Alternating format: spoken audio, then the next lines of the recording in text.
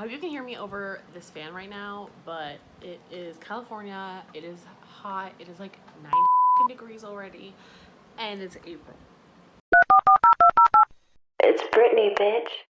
Hello, it's Brittany. Welcome back to my channel. Today, we're going to talk about the 3 books that I read for the Owls. So if you don't know what the Owls are, I'm going to link the other shit down below, but the Owls is part of the Magical Readathon that takes place every year.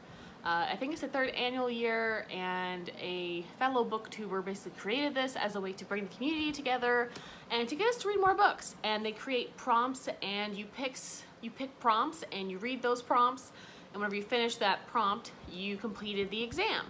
And once you complete the exam, you pass. Since I decided to be a journalist, that means that I have to take 3 classes. So 2 of them are mandatory, and then you get to choose another one. So I chose Defense Against the Dark Arts, which is a book set at the sea/coast, and I chose Where the Crawdads Sing because this had been on my TBR for a very, very long time. Since Christmas, which is really not long. It's only like 4 months, but I actually really wanted to read it, and I really enjoyed it. For my required exams, I chose A Wizard of Earthsea by Ursula K. Le Guin for History of Magic Witch Hunts, basically a book about witches or warlocks or wizards or whatever. The other required exam is Muggle Studies, so you basically choose a contemporary novel.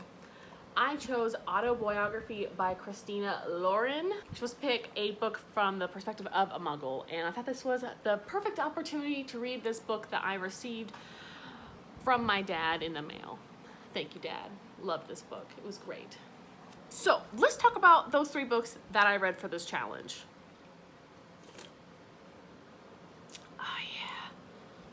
Sponsor me, Pepsi. If you don't think Pepsi and Coke have different flavors, by the way, I think we have another problem, and I really think that you should be more educated on your sodas.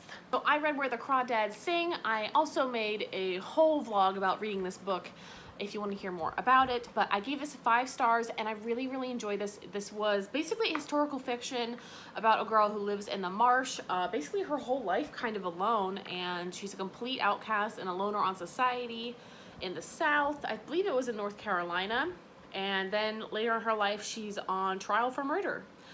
It was a fascinating read. I would definitely recommend this. There's a reason this has been on the New York Times bestselling list for many weeks, like a ridiculous amount of weeks.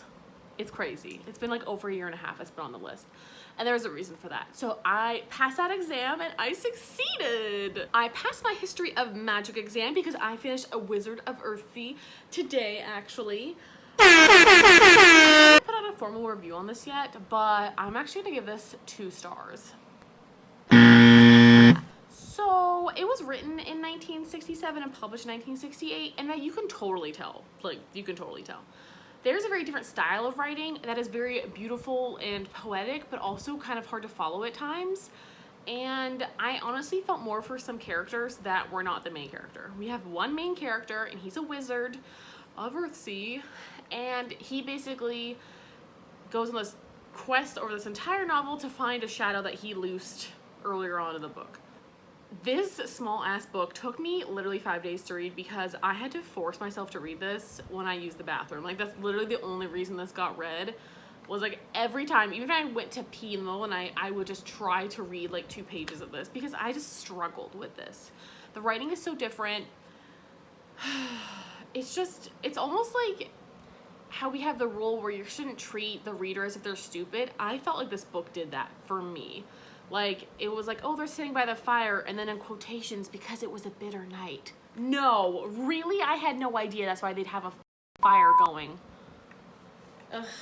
Things like that just really bothered me. I think this could have been a better book for me if this was a more modern interpretation of it. I think that the journey itself had some interesting moments, but I didn't care about the character. It was too detached for me. The writing style just did not work, and how it skipped multiple periods of his life in a few sentences and didn't like break. Like, if it had like more chapters and breaks in his life, it probably would have made sense, or, you know, like a chapter in the now and a chapter back then when he was younger. I feel like there's just so many different ways this could have been organized in a way that I would have actually enjoyed it. So I didn't really like it, but I'm giving it a 2 which is by Goodreads standards, it was okay.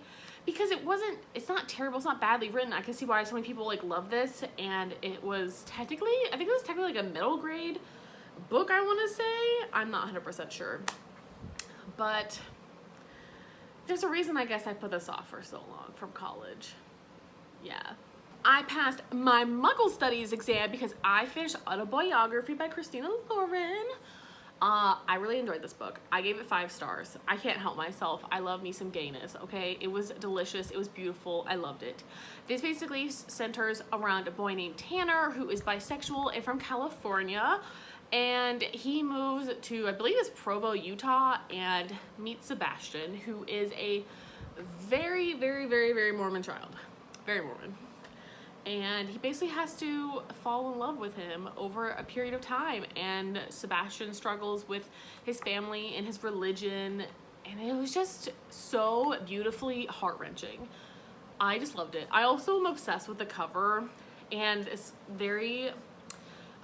just makes so much more sense, like, the more you, like, if you read the book. Because one of the premises of the book is that Tanner has to write a book in a whole semester, which sounds crazy. But I do know that there are like classes like that. So he has to write a whole book in a whole semester, and that's all the time he has to make a book. So Sebastian was basically like the winner of the previous years. Sebastian basically got a book deal after he wrote the book. Like, his teacher helped him get it published, and now he's going to be a published author, getting his book published this year. And he's basically helping to TA the class that Tanner is in, and that's kind of how they fall in love. And Tanner has to write this book, and he ends up writing it about his relationship with Sebastian, and it is just so beautiful and heartwarming. And I did have like there's always like tiny issues with books. My biggest issue was Tanner's best friend Autumn just didn't really feel like someone I cared about as a character, but I cared about the love relationship between the two beautiful boys. I loved it. So I really love that aspect, and I guess it's technically just like a contemporary romance, and I'm not usually into like just romance, but it was so well done. I really loved it. So I passed those exams. I'm a wonderful queen. I passed all my exams. I'm very proud of myself. So now in August, I get to take the Newts, which I believe is 3 books per prompt. So I technically did 3 prompts, so I have to do 3 books per 3 prompts next time. So I believe I have to do 9 books in August. I'm not 100% sure how that works. It's the first year I'm participating, so we're gonna see how that goes. But 2 of those were 5 stars. The other was a 2-star, and I know I put it off for a good damn reason. Okay guys, so that wraps it up. I succeeded in what I planned to do. Let me know if you also succeeded in taking your exams this month. I'm very proud of you. You all did a great job, even if you didn't read a book this month. You're surviving quarantine, so you deserve a pat on the back. So, like, subscribe, do all that like fun junk. I will see you guys later. Bye.